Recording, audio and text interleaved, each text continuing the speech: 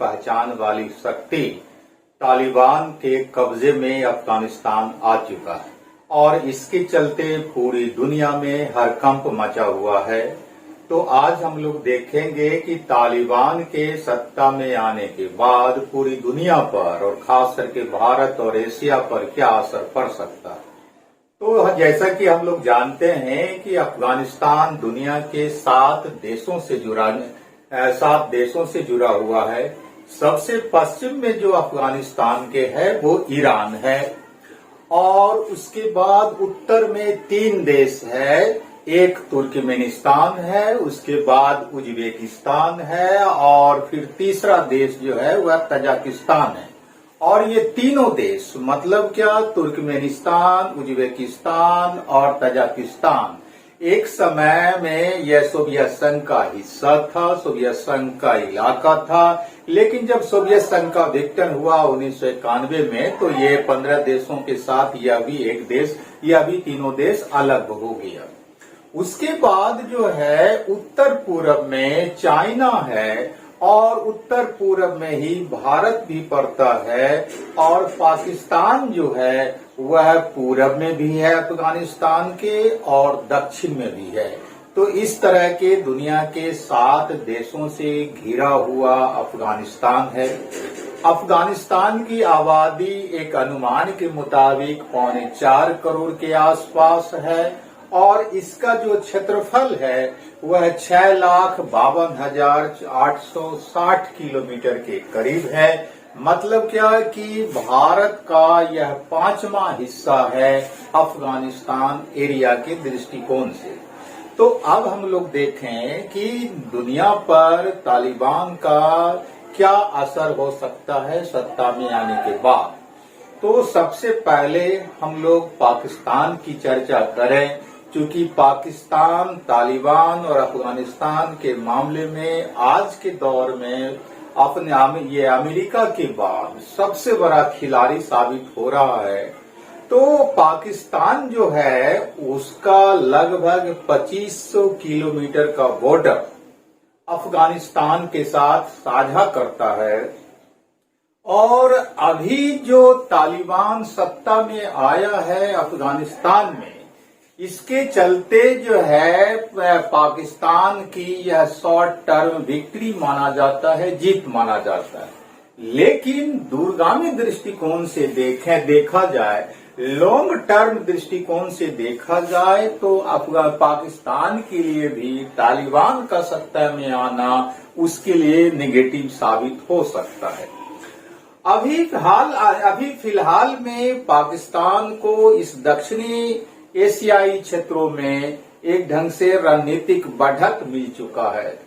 और इसका कारण हम लोग कैसे समझ सकते हैं कि कारण इसका सबसे पहला हम लोग ऐसे समझें कि पहले जो है पाकिस्तान और अफगानिस्तान के राष्ट्रपति अशरफ गनी के साथ अच्छा संबंध नहीं था और दूसरा भारत, अमेरिका और अफगानिस्तान के राष्ट्रपति अशरफ गनी के साथ गुड रिलेशन था। इसके चलते पाकिस्तान कोई बहुत बड़ा रोल अदा इस क्षेत्र में नहीं कर पा रहा था। मतलब उसकी रणनीतिक बढ़त भारत की तुलना में ज्यादा नहीं हो पा रहा था। इसका रिजल्ट ये हो रहा था कि पाकिस्तान जो है वह नाखुश चल रहा था और पहले पाकिस्तान को इसके चलते 2 तरह का डर सता रहा था भारत के संदर्भ में। वो क्या डर सता रहा था? एक तो ये था कि भारत जो है 2 तरफ से पाकिस्तान को घेर रहा है। एक जो है भारत की ओर से और दूसरा जो है आपको अफगानिस्तान की ओर से। तो ये जो डर उसको सता रहा था वो डर अब तालिबान के सत्ता में आ जाने के बाद उसका समाप्त हो जाता है, क्योंकि तालिबान जो है वह पाकिस्तान का एक ढंग से समझा जाए कि बेहद अच्छा मित्र आज की डेट में है। अब है क्या, ये स्थिति जो बन गई है तो तालिबान के सत्ता में आ जाने के बाद जो है पाकिस्तान को अफगानिस्तान में एक ऐसी सरकार मिल गई है जिसे वह अपने मन माफिक प्रभावित कर सकता है। और जो है इस स्थिति को, ये जो अभी दृश्य हो गया है, इस स्थिति को पाकिस्तान अपने देश में और अपने समर्थक देशों के बीच भारत की रणनीतिक हार साबित कर सकता है, प्रचारित कर सकता है। जैसा कि हम लोग जानते हैं कि आज के डेट में पाकिस्तान की आर्थिक हालत बहुत खराब है और दूसरी तरफ अफगानिस्तान जो है वह खनिजों का भंडार है। एक अनुमान के मुताबिक अफगानिस्तान में लोहा, तांबा, कोबाल्ट, सोना और लिथियम का जो है भंडार पड़ा हुआ। एक्सपर्ट के मुताबिक अगर माना जाए तो अफगानिस्तान जो है वह दुर्लभ खनिज संसाधनों का इतना बड़ा भंडार है कि दुनिया का कोई भी देश उसका मुकाबला इस संदर्भ में नहीं कर सकता है। और जो है आपको टेक्नोलॉजी की सबसे बड़ी मांग और आवश्यकता जो है आज के डेट में वह यही दुर्लभ खनिज संसाधन है, मतलब कि आपको लिथियम। और लिथियम एक ऐसा चीज है जिसके सहारे मोबाइल बनता है, टीवी बनता है, कंप्यूटर बनता है, लेजर बनता है, बैटरी और अन्य दूसरे इलेक्ट्रॉनिक सामान तैयार होते हैं। तो ये जो है इतना महत्वपूर्ण खनिजों का जो भंडार है, तो यही कारण है कि अमेरिका, तालिबान, पाकिस्तान, चीन और दूसरे जो उसके समर्थक देश हैं, उसकी नजर आपको अफगानिस्तान पर गड़ी हुई है। और चूंकि पाकिस्तान की आर्थिक दशा खराब है, इसलिए पाकिस्तान चाहता है, आर्थिक आधार पर अगर हम लोग मूल्यांकन करें तो पाकिस्तान ये चाहता है कि चीन के सहयोग से वो अफगानिस्तान में प्रवेश करे और इस खनिज संसाधनों से वह लाभ उठा ले। तो ये उसकी जो है सोच है। और दूसरा जो है, अगर राजनीतिक रणनीतिक दृष्टिकोण से देखा जाए तो पाकिस्तान और अफगानिस्तान के साथ लंबे समय से डुरंड सीमा रेखा को लेकर के विवाद चला रहा है। पाकिस्तान की अब ये कोशिश होगी कि वह तालिबान के साथ संबंध और गहरा करके इस सीमा विवाद को समाप्त करा ले। उसके अलावा पाकिस्तान की यह भी साजिश हो सकती है कि वह तालिबान की मदद से भारत को तंग करने का प्रयास करे, कश्मीर का मुद्दा वह जोर शोर से उठाए, कश्मीर में आतंकवादी आंदोलन को और बढ़ावा दे दे। तो ये जो है पाकिस्तान की शॉर्ट टर्म विक्ट्री जो है सो आज की डेट में माना जा सकता है रणनीतिक दृष्टिकोण से। लेकिन अगर लॉन्ग टर्म दृष्टिकोण से देखा जाए तो पाकिस्तान पर भी दुष्प्रभाव पड़ेगा ही।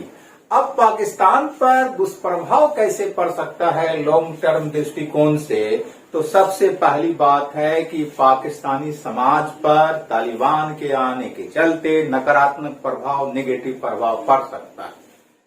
अब है कि ये बात हम लोग कैसे कह सकते हैं कि इसके ऐसा कहने के पीछे तर्क है हम लोग का कि पाकिस्तान में पहले से धार्मिक कट्टरपंथी तत्व मौजूद है, जैसे कि तहरीक लब्बैक, जमात इस्लामी, जमियत उलेमा इस्लाम। तो इस तरह के कई कट्टरपंथी धार्मिक संगठन वहां मौजूद है। लेकिन अब तक पाकिस्तान का सौभाग्य रहा और साथ ही साथ एशियाई जैसे अन्य देशों का सौभाग्य रहा है कि पाकिस्तान में ऐसे कट्टरपंथी धार्मिक तत्व सत्ता पर कब्जा नहीं कर सके हैं।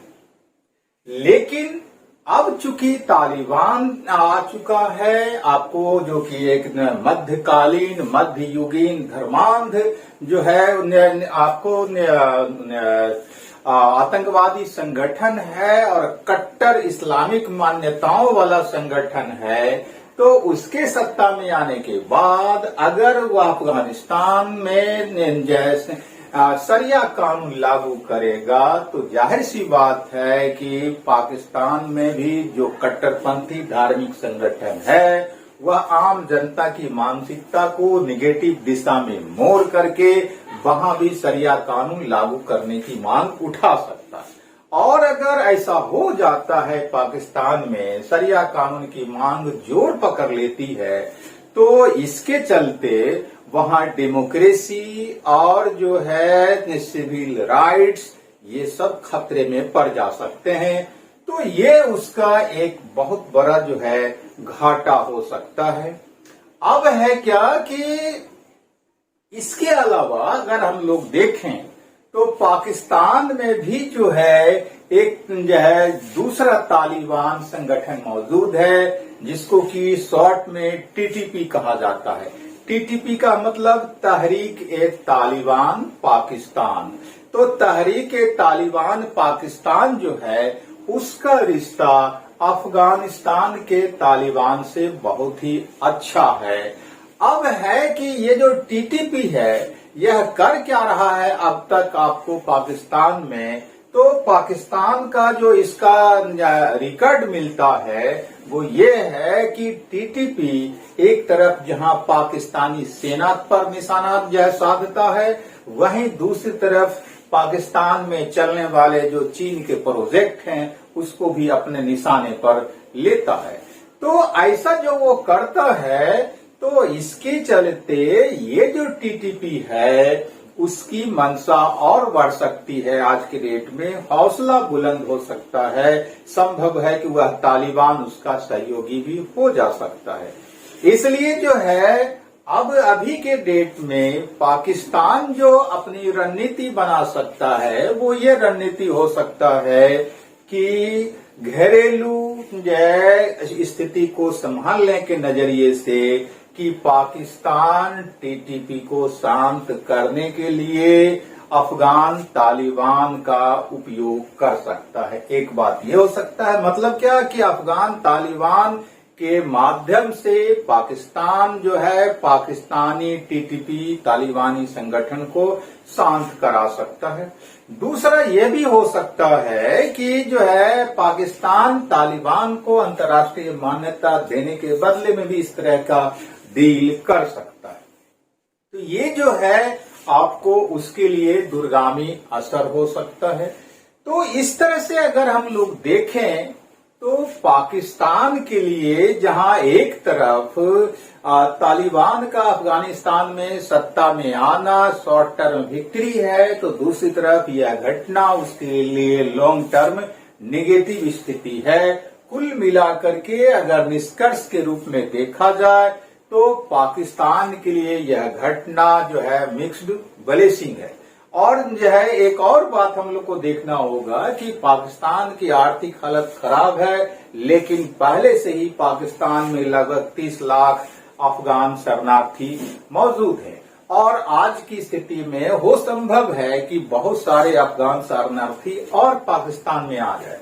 तो खराब आर्थिक स्थिति के चलते पाकिस्तान जो है इस स्थिति का मुकाबला करने में काफी लाचार हो जा सकता है। तो ये पाकिस्तान की अवस्था है।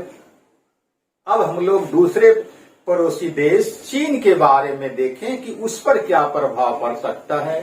तो अफगानिस्तान का जो दुनिया के 7 देशों से सीमा लगता है, उसमें से चीन के साथ उसका सबसे कम सीमा लगता है। मात्र 76 किलोमीटर की लंबाई में अफगानिस्तान और चीन की सीमा रेखा एक दूसरे के साथ मिलती है। अब है कि आज की जो घटना है, आज के मतलब कि वर्तमान की जो घटना है, हम लोग क्या देखते हैं कि चीन दुनिया का पहला देश बन गया है जिसने कि तालिबान को मान्यता दे दिया है। तो तालिबान को कूटनीतिक दृष्टिकोण से चीन ने मान्यता दे दिया। और यह जो स्थिति है इससे साफ निष्कर्ष निकलता है कि चीन अब पड़ोसी देशों या अंतर्राष्ट्रीय मामलों पर शांत रहने की हालत में नहीं है। वह अब इतना ताकतवर हो चुका है कि अपनी हैसियत अंतर्राष्ट्रीय स्तर पर दिखाने के लिए वह मैदान में आ चुका है। लेकिन जो तालिबान सत्ता में आया है उसके चलते चीन को 2 तरह का डर सता रहा है।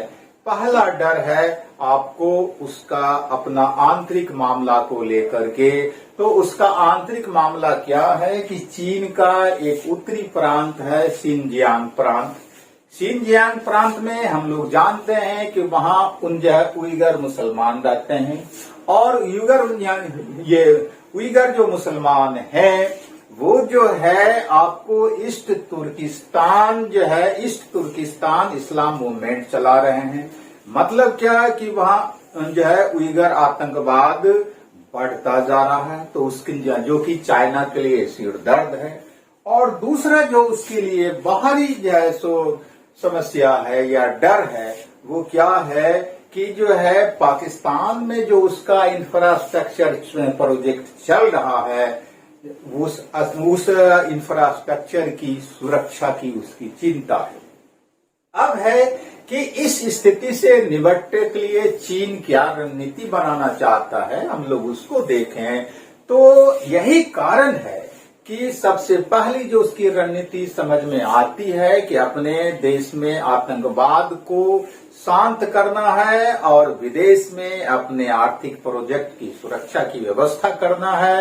तो इसके लिए वह क्या करना चाहता है, तो पहली बात जो नजर आती है वो ये है कि वह तालिबान के साथ संबंध बढ़ा करके जो East Turkestan Islamic Movement Xinjiang प्रांत में चल रहा है उसको जो है उस पर कंट्रोल करना चाहता है।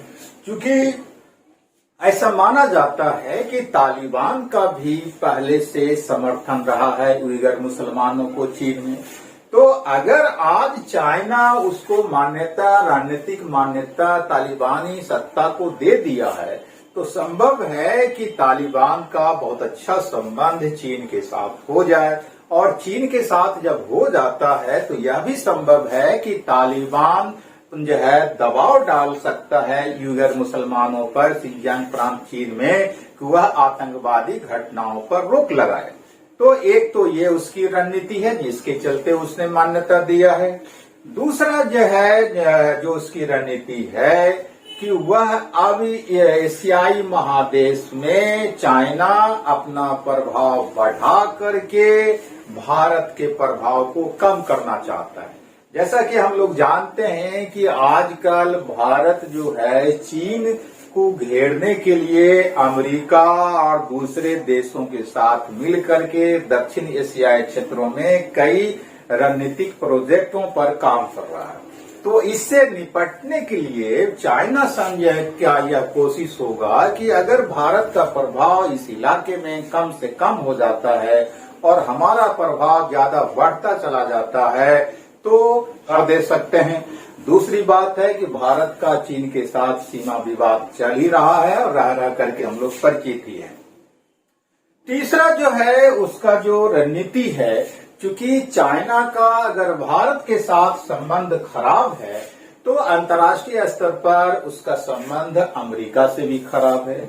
और अमेरिका की जो अभी दुर्गति और छीछी हो रहा है तालिबान के मुद्दे पर, तो चाइना को लगता है कि अभी ही सही मौका है कि अमेरिका को भी पूर्णतः लज्जित और अलग थलग जो है एशियाई महादेश से कम तो किया ही जा सकता है। तो इसलिए वह अगर पूरी दुनिया में अमेरिका को अलग थलग नहीं भी कर सकता है तो कम से कम एशियाई महादेश में, एशिया महादेश में तो वह ऐसा कर सकता है कि अमेरिका को बिल्कुल अलग थलग कर दे। तो यह भी उसकी रणनीति है और उसकी वह अपना और इस घटना को वह अपना जीत मान सकता है।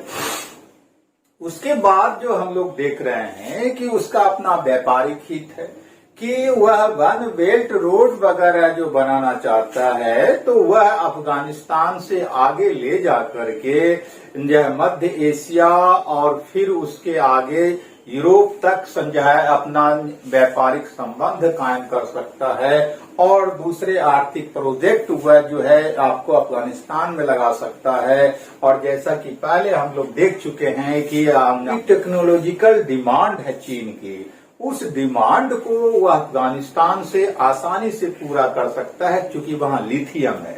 तो लिथियम का उपयोग जैसा कि हम लोग देख चुके हैं कि इलेक्ट्रॉनिक चीजों और टेक्नोलॉजी में किस तरह से होता है और उसकी आज के डेट में कितनी महत्ता है।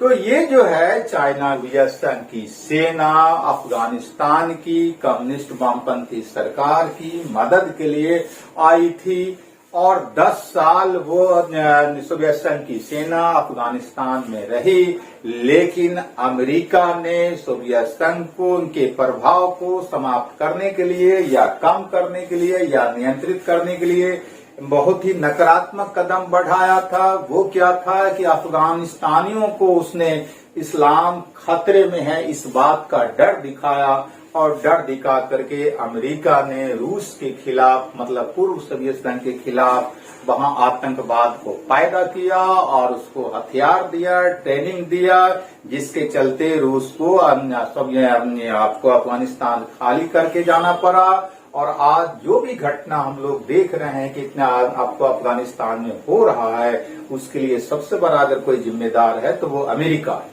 तो इसलिए अपने साथ पूर्व में किए गए व्यवहार का बदला लेने का मौका आज के डेट में जो है रूस को मिल गया है अमेरिका से। तो जो है अमेरिका से बदला लेने का मतलब क्या है कि अगर अमेरिका इस इलाके में जो है काफी जो है अपना प्रभाव कम कर लेता है या कम कर दिया जाता है तो यह स्थिति आपको रूस की जीत मानी जाएगी। और यही वजह है कि रूस तालिबान आज के डेट में एक साथ आ चुका है। इसके अलावा उसका व्यापारिक हित भी है और सामरिक हित है। व्यापारिक हित क्या हो सकता है सो हम लोग जो है सो समझ सकते हैं कि व्यापारिक हित है उसका कि वहां खनिजों का भंडार है, तो ये एक उसका व्यापारिक हित होगा। और दूसरा सामरिक हित इस सेंस में कि अफगानिस्तान एशिया महादेश के लगभग बीच में स्थित है और उसकी जिस ढंग की भौगोलिक बनावट है कि उस भौगोलिक बनावट के चलते जो है सामरिक दृष्टिकोण से वह दुनिया का बहुत ही महत्वपूर्ण जो है सो देश बन जाता है। और यही वजह है कि अफगानिस्तान को साम्राज्यवादियों का ग्रेवयार्ड मतलब कब्रगाह कहा जाता है कि अफगानिस्तान को कोई भी साम्राज्यवादी देश आज तक नहीं जीत पाया। अगर आधुनिक काल का ही उदाहरण लें तो 20वीं सदी के शुरुआत में ब्रिटेन को उससे अफगानिस्तान से हारना पड़ा। 20वीं सदी के ही अंत में सोवियत संघ को हारना पड़ा जो कि दुनिया की जो है अमेरिका के समानांतर महाशक्ति थी। और 21वीं सदी के शुरुआत में आज हम देखते हैं कि अमेरिका को भी वहां से दुम दबा करके भाग जाना पड़ा। तो अफगानिस्तान की जो भौगोलिक बनावट है वह सामरिक दृष्टिकोण से काफी महत्वपूर्ण है कि एशिया के विभिन्न देशों पर नियंत्रण रखा जा सकता है। जिसका भी प्रभाव अफगानिस्तान पर हो जाएगा वह जो है देश या वह शक्ति एशिया महादेश के विभिन्न देशों पर काफी महत्वपूर्ण प्रभाव डालना शुरू कर सकता है। तो ये उसका सामरिक हित है। दूसरी बात है कि रूस को आज की डेट में जो तालिबान सत्ता में आया है उसके चलते वह इससे फायदा भी उठाना चाहता है। फायदा क्या उठाना चाहता है कि रसिया को अगर सबसे बड़ी चिंता रहती है तो इस्लामिक स्टेट से रहता है। रूस तालिबान से बेहतर संबंध बना लेना चाहता है ताकि तालिबान के प्रभाव का उपयोग वह इस्लामिक स्टेट को शांत कराने में कर सके। तो ये रूस का जो है सो मामला आता है। अब उसके बाद एक दूसरा महत्वपूर्ण जो है अफगानिस्तान का जो पड़ोसी देश है ईरान, हम लोग उसको समझें तो ईरान अफगानिस्तान के पश्चिम में पड़ता है और ईरान का और अफगानिस्तान के बीच जो सीमा है वह 936 किलोमीटर लंबा है। तो ईरान की क्या स्थिति है? तो ईरान एक शिया बहुल मुस्लिम देश है जबकि तालिबान का उदय ही जो है सुन्नी मुसलमानों की रक्षा के लिए हुआ है। जैसा कि हम लोग जानते हैं कि इस्लाम में यूं तो कई सेक्ट है लेकिन जो है आपको जो भारत में ही 108 से ज्यादा सेक्ट है, समुदाय है, संप्रदाय है इस्लाम का। भारत में दुनिया के अन्य देशों में और कितना हो सकता है तो उसका हम लोग मात्र एक अनुमान लगा सकते हैं। तो इस्लाम का जितना भी संप्रदाय है, सेक्ट है, उसमें से अंतर्राष्ट्रीय स्तर पर दो समुदाय बहुत महत्वपूर्ण है, एक शिया और दूसरा सुन्नी। और शिया सुन्नी के बीच अच्छा संबंध कभी भी नहीं रहता। तो चूंकि ईरान एक शिया बहुल देश है और तालिबान सुन्नी विचारधारा में विश्वास करता है, इसलिए तालिबान के सत्ता में आने के बाद ईरान और अफगानिस्तान के बीच इस्लाम के मुद्दे पर विचारधारा का संघर्ष हो सकता है। एक जो है स्थिति ये है। और ईरान का जो है अफगानिस्तान के साथ बहुत अच्छा संबंध पहले नहीं रहा है। जैसा कि हम लोग जानते हैं कि 1998 में आपको तालिबानियों ने एक ईरानी पत्रकार सहित 8 जो है ईरानी राजनयिकों की हत्या अफगानिस्तान का जो एक महत्वपूर्ण उत्तरी शहर है मजार शरीफ वहां कर दिया था। और इस हत्याकांड के बाद ईरान का जो है अफगानिस्तान के साथ या कहें कि तालिबान के साथ संबंध बहुत ज्यादा बिगड़ गया था। स्थिति तो उस समय ये लग रही थी कि ईरान आज या कल आपको तालिबान मतलब अफगानिस्तान पर आक्रमण कर देगा, हालांकि वो आक्रमण नहीं हुआ। लेकिन अभी की जो घटना है मतलब तालिबान जो सत्ता में आ गया अफगानिस्तान में, तो इसके चलते ईरान की चिंता जो है वो चिंता यह है, पहली चिंता है कि शरणार्थियों का बाढ़ अफगानिस्तान से ईरान जा सकता है। वजह है कि बीते जुलाई महीने में जो है तालिबान का एक प्रतिनिधिमंडल तेहरान जाकर के वहां के विदेश मंत्री से मिला था। और जो दूसरी रणनीति ईरान की लगती है वो ये है कि चूंकि ईरान का भी संबंध अमेरिका के साथ लंबे समय से बिगड़ा हुआ है, तो अमेरिका को लज्जित करने के लिए अमेरिका के प्रभाव को एशियाई महादेश में कम करने के उद्देश्य से भी जो है ईरान तालिबान के साथ बेहतर संबंध बनाना चाहता है ताकि अमेरिका को अच्छी तरह से सबक सिखा दिया जाए। तो ये जो है आपको ईरान की स्थिति आज की डेट में है या ईरान पर जो प्रभाव पड़ सकता है वो इस तरह से पड़ सकता है। अब उसके बाद एक दूसरे पड़ोसी देश तुर्कमेनिस्तान के बारे में हम लोग देखें कि उसके ऊपर क्या प्रभाव पड़ सकता है। तो तुर्कमेनिस्तान जो है अफगानिस्तान का उत्तरी पड़ोसी देश है जो कि सोवियत संघ से टूट करके एक नए देश के रूप में स्थापित हुआ है। तो तुर्कमेनिस्तान की सीमा जो है अफगानिस्तान से 804 किलोमीटर की लंबाई में साझा करता है। तो 804 किलोमीटर लंबा सीमा रेखा एक दूसरे देशों के साथ मिलता है। और आजकल क्या देखा जा रहा है कि तुर्कमेनिस्तान में कई आंदोलन सक्रिय है और ये जो आंदोलन वहां सक्रिय है उन आंदोलनकारियों से तालिबान का संपर्क है। तो अगर अब जो सत्ता में तालिबान आ गया है अफगानिस्तान में, इसके चलते तुर्कमेनिस्तान का जो भी आंदोलनकारी है या उग्रवादी है या आतंकवादी है उसका हौसला बढ़ सकता है। और अगर तालिबान ने सहयोग कर दिया तुर्कमेनिस्तान के इन आंदोलनकारियों, उग्रवादियों या आतंकवादियों को, तो संभव है कि तुर्कमेनिस्तान में गृह युद्ध पैदा हो जाए। तो गृह युद्ध जो है पैदा हो सकता है। तो ये एक समस्या है तालिबान के लिए। एक और समस्या है कि जो है आपको बहुत सारा अफगान शरणार्थी आपका तुर्कमेनिस्तान भाग करके जा सकता है। तो इन स्थितियों से निपटने के लिए तुर्कमेनिस्तान की जो रणनीति लगती है या उसके पर जो प्रभाव आगे पड़ता हुआ दिखाई पड़ता है वो ये है कि यही वजह है कि तुर्कमेनिस्तान जो है आजकल तालिबान, पाकिस्तान और तुर्की के संपर्क में है ताकि वह अपनी समस्याओं से निपट सके। तो ये जो है तुर्कमेनिस्तान की के ऊपर पड़ने वाला प्रभाव है। अब एक दूसरे जो है मध्य एशियाई देश जो कि अफगानिस्तान का पड़ोसी देश है वह है उज्बेकिस्तान। उस पर पड़ता हुआ प्रभाव देखें तो उज्बेकिस्तान की सीमा 144 किलोमीटर जो है अफगानिस्तान से साझा करती है।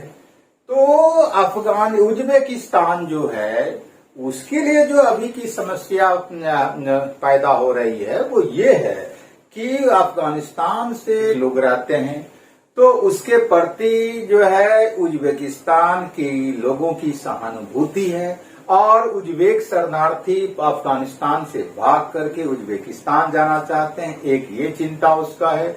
दूसरा जो चिंता है कि पाकिस्तान और चीन का जो है तालिबान को समर्थन मिला है तो इसके चलते उज्बेकिस्तान जो है सो टेंशन में आ चुका है। तो ये जो है और उसके बाद शरणार्थी की जो समस्या है ही और पहले से तालिबान के साथ संबंध बिगड़ा हुआ है उज्बेकिस्तान का, तो ये उसके ऊपर प्रभाव पड़ता हुआ नजर आता है। अब एक और मध्य एशियाई देश तजाकिस्तान की हम लोग बात करें तो अफगानिस्तान के उत्तर में पड़ने वाला तजाकिस्तान की सीमा जो है लगभग 1200 किलोमीटर अफगानिस्तान की सीमा से साझा करता है। मतलब दोनों देशों के बीच सीमा की जो लंबाई है तजाकिस्तान और अफगानिस्तान के बीच वह 1200 किलोमीटर की है। अब है कि तजाकिस्तान के साथ वर्तमान समय में 3 जो है समस्या पैदा हो चुकी है। वो क्या है कि तजाकिस्तान एक मुस्लिम बहुल देश है लेकिन वह धर्मनिरपेक्ष है, सेकुलर है। लेकिन इसका दूसरी तरफ उसके तजाकिस्तान को खतरा क्या सता रहा है इसके चलते कि कहीं तालिबानी कट्टरपंथी जो है मध्य युगीन कबीलाई सोच का प्रभाव उसके अपने देश के नागरिकों पर न पड़ जाए। मतलब क्या कि कट्टरपंथी विचारधारा का कहीं विस्तार आपको तजाकिस्तान में भी ना हो जाए तालिबान के प्रभाव में आने के चलते, एक ये चिंता है। दूसरी जो उसकी चिंता है कि तजाकिस्तान और अफगानिस्तान के बीच जो सीमा है वहां पर की ऐसी भौगोलिक बनावट है कि उसके चलते अफगानिस्तान से ये तजाकिस्तान में घुसपैठ करना बहुत आसान है। उसका कारण है कि तजाकिस्तान और अफगानिस्तान के सीमा के आसपास का जो भौगोलिक बनावट है वह पहाड़ों और खाइयों से घिरा हुआ है। तो ये पहाड़ और खाई होने के चलते जो है छुप करके अफगानिस्तान से तजाकिस्तान और तजाकिस्तान से अफगानिस्तान आना बहुत आसान हो जाता है। तो इसके चलते ड्रग्स की तस्करी जो है आपको तालिबान के द्वारा तजाकिस्तान में बहुत आसान हो जाता है। और इसी भौगोलिक बनावट के चलते जो उसकी तीसरी समस्या पैदा होती है कि बहुत से ताजिक संप्रदाय के लोग भी अफगानिस्तान में रहते हैं तो ताजिक शरणार्थी भी आसानी से इस भौगोलिक बनावट का ध्रुव भौगोलिक बनावट का लाभ उठा करके तजाकिस्तान जा सकते हैं। तो एक शरणार्थी की भी समस्या है। लेकिन तो इस तरह से अगर देखा जाए तो तजाकिस्तान के लिए सबसे बड़ी समस्या क्या है, वह है आपको तालिबान की ओर से तजाकिस्तान को सबसे बड़ी जो समस्या अभी के डेट में है वह बॉर्डर को लेकर के ही है। अब है कि जो है इस स्थिति से निपटने के लिए मतलब क्या बॉर्डर पर जो स्थिति है उससे निपटने के लिए एक तरफ तालिबान ने अपना सैनिक बॉर्डर पर लगा दिया है तो दूसरी तरफ तजाकिस्तान भी लगभग 20,000 अतिरिक्त सैनिकों को अपनी सीमा पर खड़ा कर दिया है। अब जो है इसके चलते जो है एक तनाव की स्थिति दोनों के बीच में बनती जा रही है। और आगे की जो उसकी रणनीति नजर आती है तजाकिस्तान की वो क्या है कि वह अपने एक पड़ोसी देश उज्बेकिस्तान के साथ आपसी सहयोग करने के लिए तैयार हो रहा है। मतलब तजाकिस्तान और उज्बेकिस्तान वर्तमान की घटना से निपटने के लिए आपसी सहयोग के लिए तैयार हो रहा है। और यही वजह है कि तजाकिस्तान और उज्बेकिस्तान के बीच साझा जो सैन्य युद्धाभ्यास भी आरंभ हो चुका है। तो ये जो है तजाकिस्तान की स्थिति रहती है। अब हम लोग देखें कुछ अन्य जो है सो देशों के पर पड़ता हुआ प्रभाव। तो हम लोग अब सऊदी अरब और यूएई मतलब संयुक्त अरब अमीरात की क्या स्थिति हो सकती है, तो वो हम लोग अगर देखें तो सऊदी अरब और यूएई शुरुआत से ही तालिबान के साथ है। और मजेदार बात तो यह है कि तालिबान जहां आज की डेट में अमेरिका का दुश्मन है, वहीं संजय आपको सऊदी अरब और संयुक्त अरब अमीरात अमेरिका का बहुत ही अच्छा मित्र है। और हम लोग जानते हैं कि तालिबानी सत्ता को जो है 1996 में सबसे पहले जो मान्यता दिया इराक और पाकिस्तान, तो ये जो है उसका तालिबान का सहयोगी देश है। लेकिन मजेदार बात है कि सऊदी अरब, संयुक्त अरब अमीरात और पाकिस्तान तीनों अमेरिका का मित्र देश है। बहुत ही विरोधाभासी स्थिति नहीं दिखाई पड़ता इस संदर्भ में। उसके बाद अगर कतर की बात करें तो कतर एक बहुत ही छोटा सा मुस्लिम बहुल देश है एशिया महादेश में।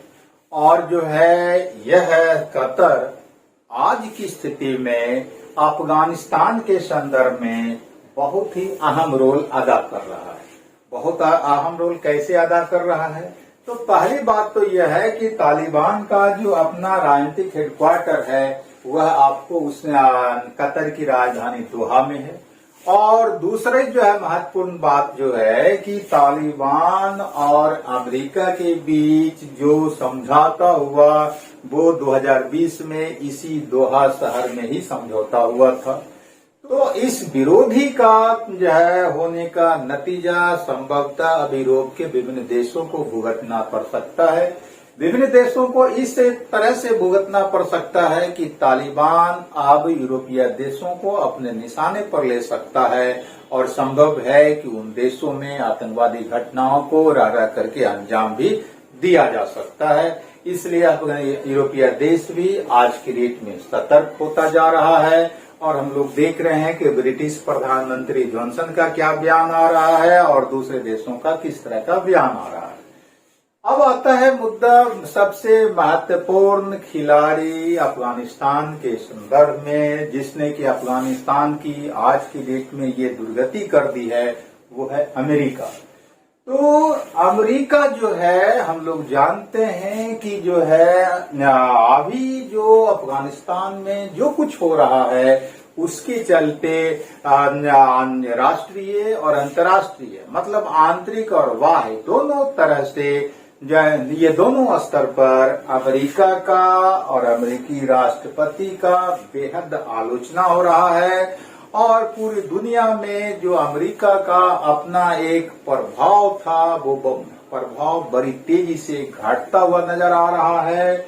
कुल मिलाकर के अगर देखा जाए तो अमेरिका की जो छवि अंतर्राष्ट्रीय दरोगा की थी, वो अंतर्राष्ट्रीय दरोगा की छवि आज की डेट में लगभग धूमिल होता हुआ नजर आ रहा है। अब है इसका कारण क्या है कि अमेरिका सुपर बॉस दुनिया का अंतर्राष्ट्रीय दरोगा, उसकी छवि आज क्यों इतनी खराब हो रही है, क्यों थू हो रहा है अफगानिस्तान के मुद्दे पर, तो उसका कई कारण है। पहला कारण तो यह है कि अमेरिका अफगानिस्तान में जो प्रवेश किया था वह वार ऑन टेरर के नाम पर पैदा हुआ था। मतलब क्या है कि हम आतंकवाद को मिटा करके दुनिया से वापस लौटेंगे अफगानिस्तान से और अफगानिस्तान में लोकतंत्र की स्थापना करके लौटेंगे। तो वार ऑन टेरर का जो नारा दे करके जॉर्ज बुश राष्ट्रपति के शासनकाल में अमेरिकी सैनिक अफगानिस्तान पहुंचा था। आज हम लोग क्या देखते हैं कि आतंकवाद को समाप्त किए बिना अमेरिकी सैनिक अफगानिस्तान से दुम दबाकर भाग खड़ा हुआ। तो इसके चलते एक कारण ये बन जाता है अमेरिका को थू होने का अमेरिका का। दूसरा जो कारण नजर आता है कि जिस तरह से बुरिया बिस्तर समेट करके अमेरिका अफगानिस्तान से भागा है, उसका परिणाम ये हो रहा है कि तालिबान सत्ता में आ जाता है और तालिबान के सत्ता में आने के चलते जहां एक तरफ एशिया तो दूसरी तरफ पूरी दुनिया आज खतरे में पड़ गई है। तीसरी बात जो है कि अफगानिस्तान की जनता के ऊपर आज की डेट में सबसे बड़ा खतरा पैदा हो गया है। तो इसके चलते जो है इसका काफी आलोचना हो रहा है और जो अंतर्राष्ट्रीय स्तर पर इसकी आलोचना का एक बहुत ही महत्वपूर्ण कारण है कि 2020 में अमेरिका ने तालिबान के साथ जो दोहा समझौता किया, तो इसका मतलब साफ निकलता है कि अमेरिका ने एक आतंकवादी संगठन तालिबान को मान्यता दे दिया। तो जिस तालिबान के खिलाफ अमेरिका लगभग 20 वर्षों से संघर्ष कर रहा था और अपना 2300 सैनिक मरवा दिया, 149 लाख करोड़ रुपया खर्च कर दिया, ब्रिटेन का 450 सैनिक मरवा दिया और अफगानिस्तान का 5 लाख बेकसूर जैसो व्यक्ति को मार डाला सैन्य हमलों में, वो अमेरिका अंततः अपनी ही समर्थक सरकार अफगानिस्तान की जो अशरफ गनी की सरकार थी उसको पीछे हटा करके समझौता कर लेता है तालिबान से दोहा में। इसका मतलब है कि जो है उसने तालिबान को अंतर्राष्ट्रीय मान्यता दे दिया। और उसका एक और महत्वपूर्ण बात यह है कि अमेरिका की समर्थक और उसी के द्वारा बनाई हुई सरकार जो है अशरफ गनी की सरकार थी, जो कि अमेरिका का ये अफगानिस्तान का राष्ट्रपति था, उसको भी जो है विश्वास में नहीं लिया इन सारी घटनाओं के दौरान। तो इसके चलते अमेरिका का जो साम्राज्यवादी चेहरा था वो खुल करके पूरी दुनिया में के सामने आ जाती है। यही वजह है कि अमेरिका आज के डेट में काफी शर्मिंदा हो रहा है पूरी दुनिया में। अब हम लोग देखें कि भारत पर क्या प्रभाव पड़ने वाला है इन घटनाओं का अंत में, लास्ट में। तो भारत की जो सीमा है वह 106 किलोमीटर लंबी है, अफगानिस्तान के साथ जुड़ती है। मतलब अफगानिस्तान और भारत की सीमा के बीच की जो लंबाई है वह 106 किलोमीटर है। और यह सीमा रेखा है कहाँ पर, यह आपको तो पाक अधिकृत जो कश्मीर है हमारा, वही इलाका जो है अफगानिस्तान की सीमा से सटता है। तो तालिबान जो सत्ता में आता है अफगानिस्तान में, तो उसका सबसे बड़ा जो बुरा प्रभाव पड़ता है वह भारत के दृष्टिकोण से वह है कि पहले से अधिक मुश्किल स्थिति में आज की डेट में भारत पहुंच गया।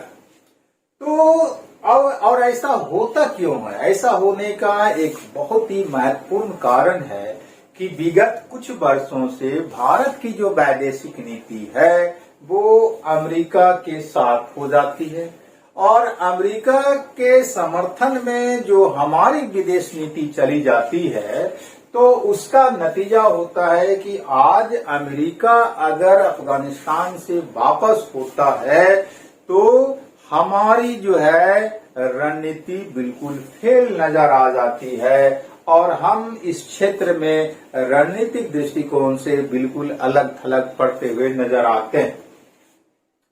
अब क्या हुआ है कि पहले की स्थिति जो थी कि अमेरिका के साथ हम थे, अमेरिका की बनाई हुई सरकार जो है अशरफ गनी की सरकार अफगानिस्तान में थी, अशरफ गनी के सरकार से हमारा संबंध अच्छा था। इसका नतीजा था कि इस दक्षिण एशियाई देशों में या क्षेत्रों पर हम रणनीतिक रूप से बढ़त लिए हुए थे पाकिस्तान की तुलना में।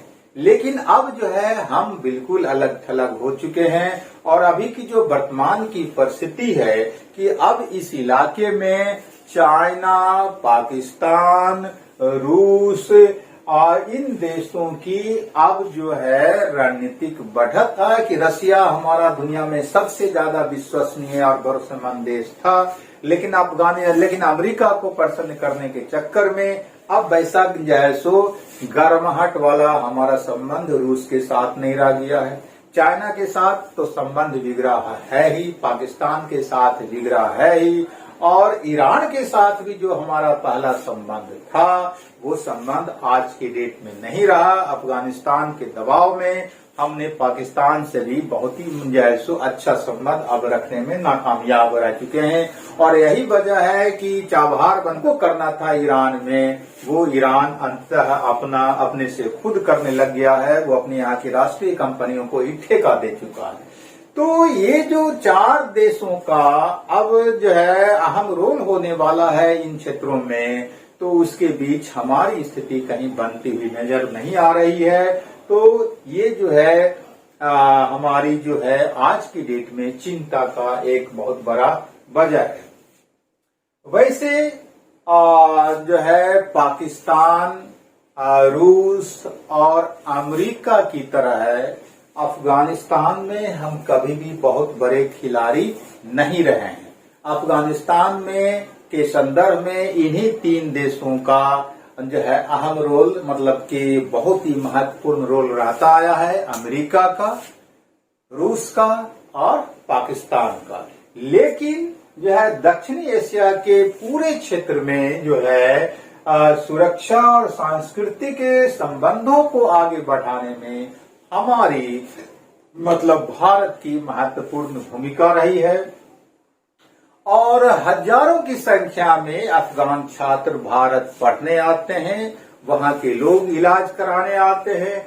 2000 अफगानी छात्र तो भारत सरकार की फेलोशिप पर भारत में पढ़ते हैं। उसके अलावा हजारों छात्र विभिन्न यूनिवर्सिटियों में भारत में पढ़ते हैं। तो ये जो है अफगानिस्तान के साथ हमारा संबंध रहा है, और भारत अफगानिस्तान का सबसे बड़ा व्यापारिक सहयोगी है अभी तक।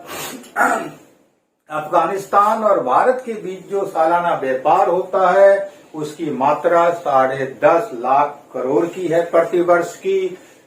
तो यह है, और भारत जो है अफगानिस्तान के विकास के लिए लगभग 500 प्रोजेक्टों पर काम कर रहा है, जिसमें से भारत वहाँ स्कूल बनवा रहा है, हॉस्पिटल बनवा रहा है, पुल बनवा रहा है, यहाँ तक कि जो है उसका संसद भी बना करके तैयार किया है। और इन सारे खर्चों पर भारत लगभग 22,000 करोड़ रुपया वहाँ खर्च भी कर चुका है।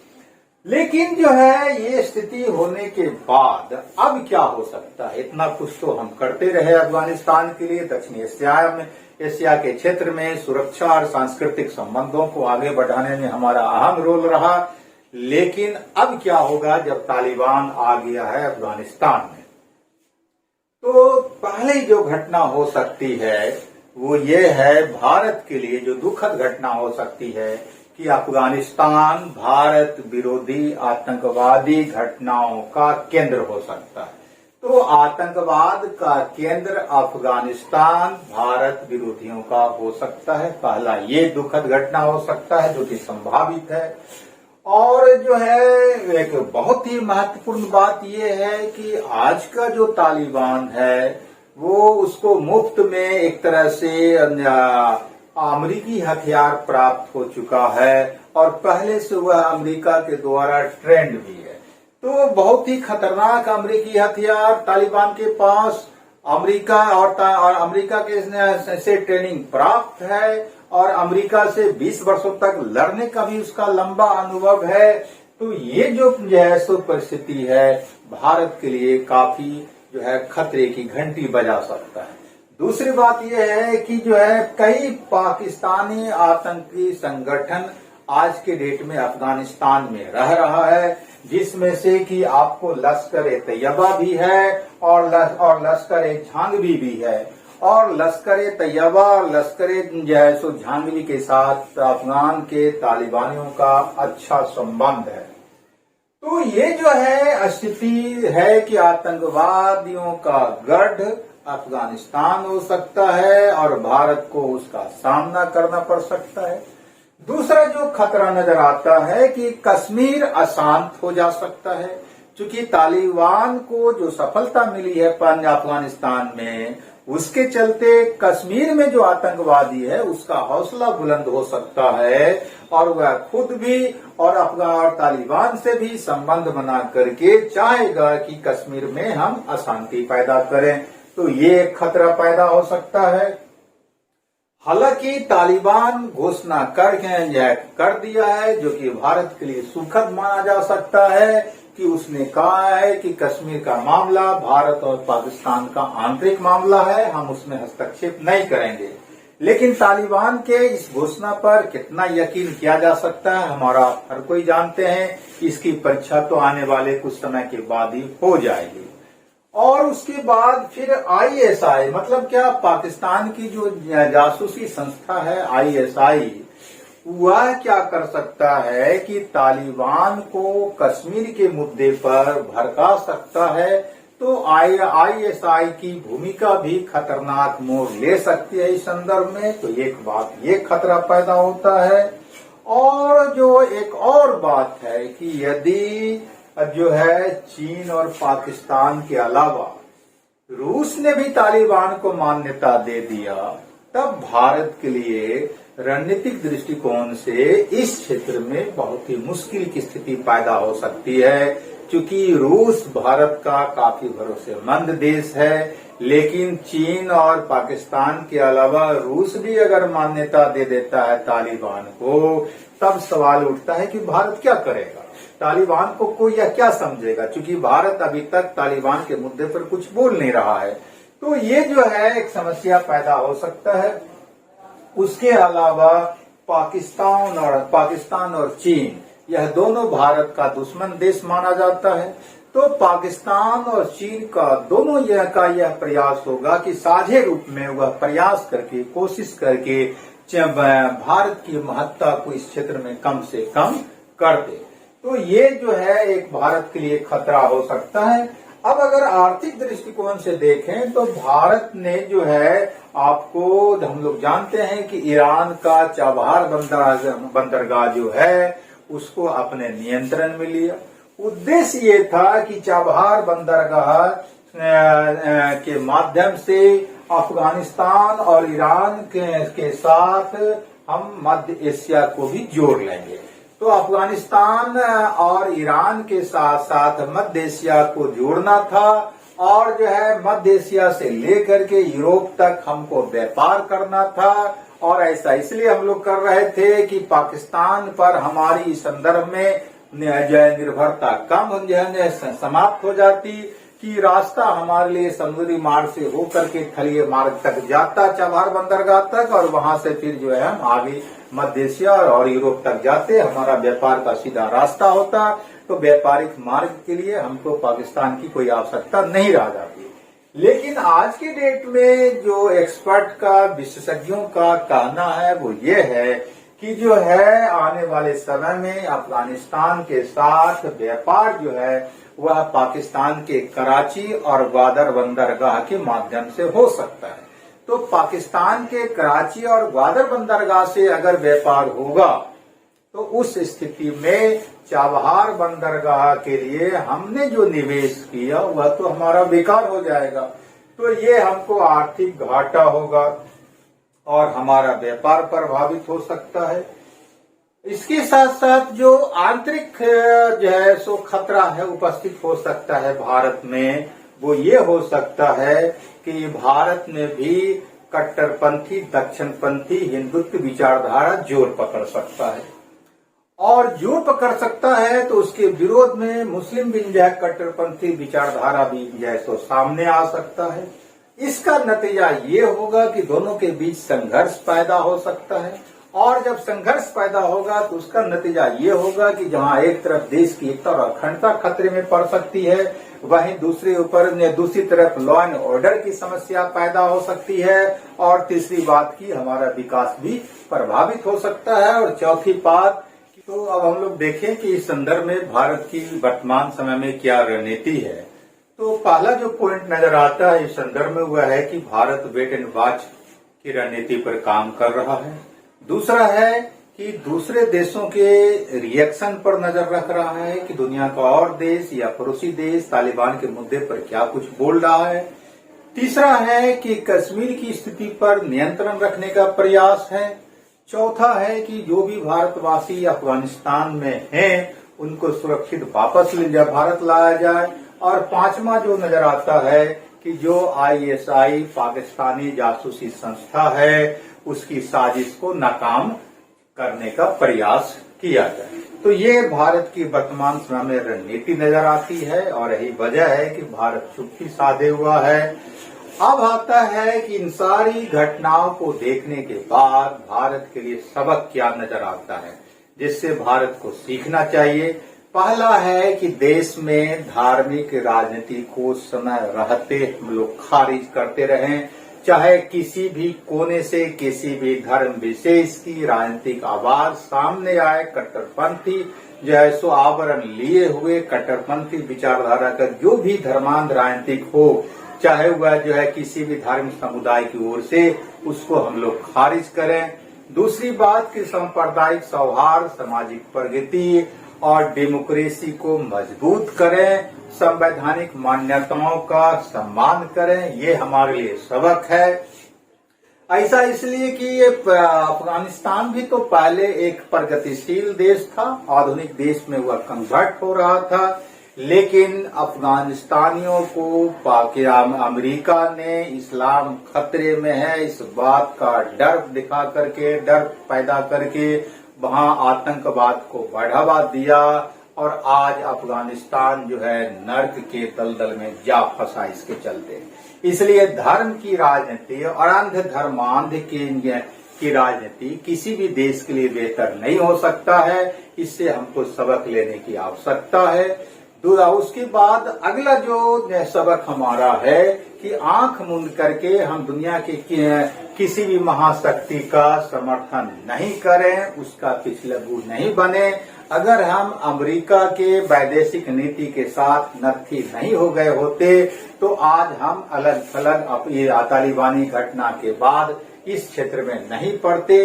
एक बात यह भी हमको रखना है, मतलब क्या है कि हम हमारी जो अपनी वैदेशिक नीति हो वो बिल्कुल स्वतंत्र हो, आजाद हो और उसके चलते ये होगा कि हम अपना जो है हित देख करके और अंतर्राष्ट्रीय मान्यताओं के आधार पर किसी देश की घटनाओं के संदर्भ में अपना मत रख सकते हैं। तो हमारी एक बहुत ही पूछ होगी, जैसा कि